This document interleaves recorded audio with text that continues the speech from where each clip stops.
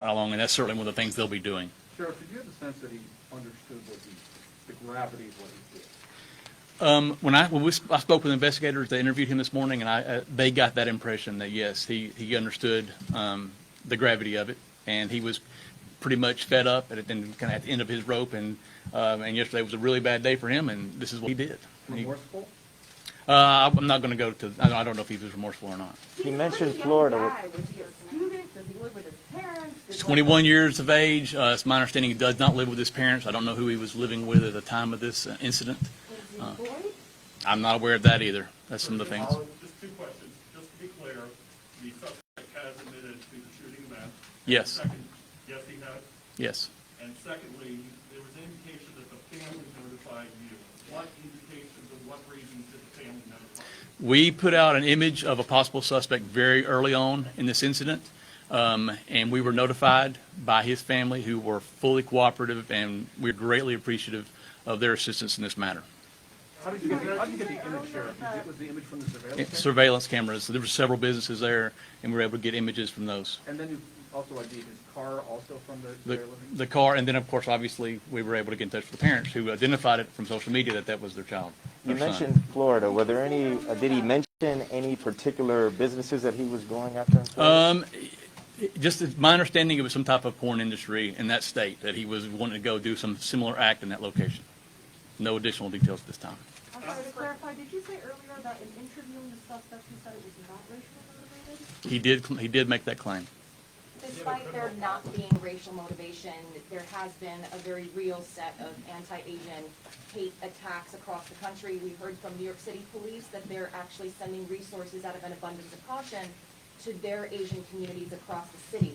Now, for any of the law enforcement partners here, is there anything similar as far as strategy and extra support for either the Asian American communities in Metro Atlanta or similar businesses like massage parlors?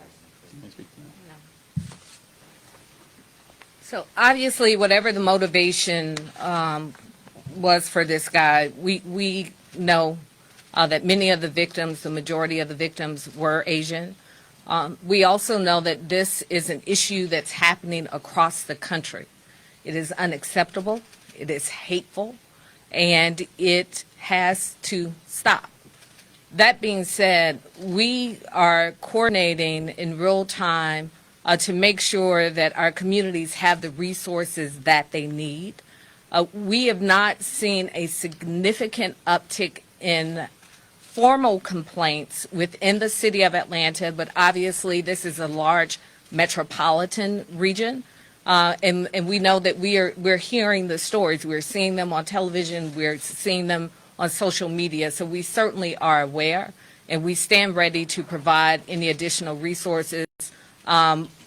But again, because of the quick coordination, when I was on my way home from City Hall last night, when I received the alert that there was a business shooting on Piedmont Road, I immediately called Chief Bryant, who had already been in touch with Cherokee County, and they were already making the connection. So we had a very rapid response, but certainly we will continue to be proactive and provide resources to the extent that we can to make sure that our communities are protected. And again, encouraging anyone.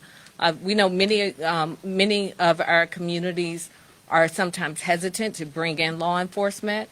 If there are things and concerns that are happening in your communities, around your businesses, et cetera, there's nothing too big or too small that we want to be aware of it all to make sure that we can provide resources and respond accordingly. Can you clarify what sort of weapons were retrieved from his vehicle or to be used in the shooting, and were they all legally obtained weapons? I can tell you that a 9mm firearm was located in his vehicle when he was taken into custody. Whether it was legally obtained will be one of the things that our investigators will be looking into. And just to be clear, our victims, I know that obviously Atlanta, all their victims were Asian. 2 of our victims were white, in case anyone was unaware of that. We had 2 Asians and 2 whites that were killed at our location. That's one of the things that at this time we're not going to go into details about why they were there. The 9mm, that was the weapon he used. Well, obviously we'll have to do forensics on the firearm, but we're confident that it is. But it was the only weapon that you found. Yes, yes. Did he have like a bunch of No ammo? other weapons were located in the vehicle. How much ammunition did you find? Pardon me? You Do you have a sense of how many times he shot, how much ammunition? I don't have that information.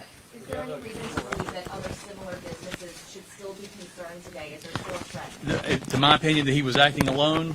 There's no indication that anyone was working with him, so we're confident that's not going to be a problem. And can you clarify, you said he was on his way to Florida, where you believe that you and the mayor said that you believe he would have engaged in additional acts of violence against similar businesses? He made a comment to that effect, that he was headed to Florida and that he was going to do similar acts in that state. And the issue was that he wanted to destroy what had been tempting him? It sounds to me like these locations, he sees them as an outlet for him, that some things that he shouldn't be doing, and that an issue with porn, and that he was attempting to take out that temptation. And he had visited both of those locations before? Pardon He me? had visited both of those locations? I'm unaware if he had been to those specific locations. Got it. One more?